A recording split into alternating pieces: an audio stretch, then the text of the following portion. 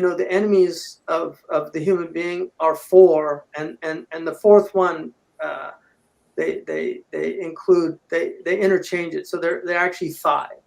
So the enemies of human beings are they say Iblisu, wa nafsi, wa dunya, wal wara, and sometimes they put for al wara al hawa. So these are the four enemies of every human being. Iblis, and these are all the waswasa and all these things that come into our heart and mind that Dr. Cleary used to talk about the guest and the host. Don't mistake the guest, the uninvited guest, for the host. Like, you have a soul, and then there's an uninvited guest, Iblis, who comes into your mental space. That you are the host, you're the owner of that space. But he comes in and he's like a squatter. And then he disrupts your home. Don't think that's you. That's Iblis. And so don't mistake the guest for the host. That's really important. And then the second is nafs, which is it's the ego, it's ana, it's me. It's our pathetic little, I was telling somebody, I was on the phone dealing with a problem, when somebody said to me, how are things going? I said, I'm dealing with a problem. But I said, but it's a phone problem. I'm not in Gaza. They're not real problems. When you have phone problems, they're not real problems. It's like my friend Tobias Tubbs. He said, because he was unjustly in prison for 28 years without animosity. He's like a saintly figure. But he told me, he said in jail they called those free people's problems. They're not real problems. So most of what we're dealing with, they're not real problems. Nobody's bulldozing our homes right now, So that's important. Don't catastrophize your problems. Just put them in perspective. Dunya is trial and tribulation. So that's really important. And then hawa and wara. So wara are people. وَجَعَلْنَا بَعْضَكُمْ لِبَعْضٍ فِتْنَةً أَتَصْبِرُونَ وَكَانَ رَبُّكَ بَصِيرًا. We made some of you a trial for others. Ibn Qayyim says the rich are a trial for the poor are a trial for the rich, the ignorant are a trial for the learned are a trial for the ignorant. The people in power are a trial for the people that are under them. The people that are under them are a trial for the people in power. This is the nature of dunya. We made some of you a trial for others. Will you show patience? So that's really important, just being more patient with one another. Husn al-Dhan, which is almost disappeared from our planet. So the thing about the internet is, on the one hand, it's this extraordinary, as the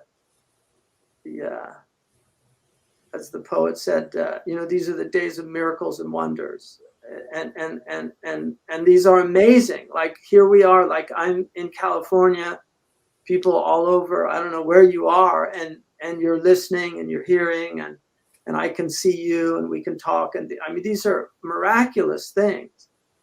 But most of it is filth and pornography, and the dark web is 80% of the web, where people are trafficked, where organs are sold. When I was on the ethics committee at the Vatican, I met an Italian man who was at the UN, and he told me about the mafia taking these Africans, boat people.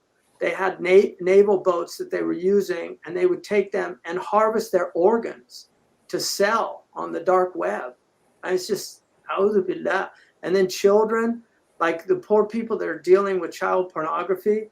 These people, and that's why anybody consuming pornography, and unfortunately there are people in our community, anybody that if you are consuming pornography, you are complicit in human trafficking. You are consuming a product that is produced at the cost of human trafficking. And so you are complicit, and you will be asked about it on the day of judgment.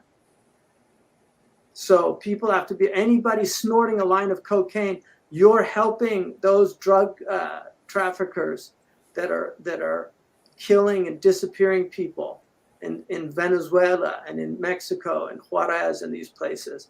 Anybody do, people don't think about this aspect of life, you know, where every action that you do has repercussions. So that's really important. The internet is one of the biggest tribulations. And I believe the hadith that the Prophet ﷺ said that there will be a fitna, and he said fitnatun, at the end of time. Whoever looks into it is pulled into it. And I genuinely believe that that's the internet, because I personally, I can't go on the thing without being dragged somewhere that I don't want to go.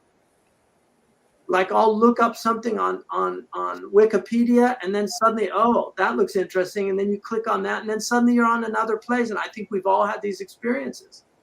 You know, I go on sometimes to look up a word, and then I notice, oh, I got a WhatsApp thing. And then suddenly I'm on WhatsApp. And then you look, and suddenly you've lost a half hour. These are all experiences that we're all going through. And so I'm like, I have a book, How to Break Up with Your Cell Phone. Where is it? It's a very interesting book. So I'm planning on going to the Golden Gate Bridge at some point and throwing the phone over the bridge and filming it and putting it on YouTube. No, I'm just kidding. But it's a big tribulation. And so, you know, tragalo años, the Mexicans say, you know, that eats up the years. And people now are spending, I mean, they're going to have years of their life in this madness.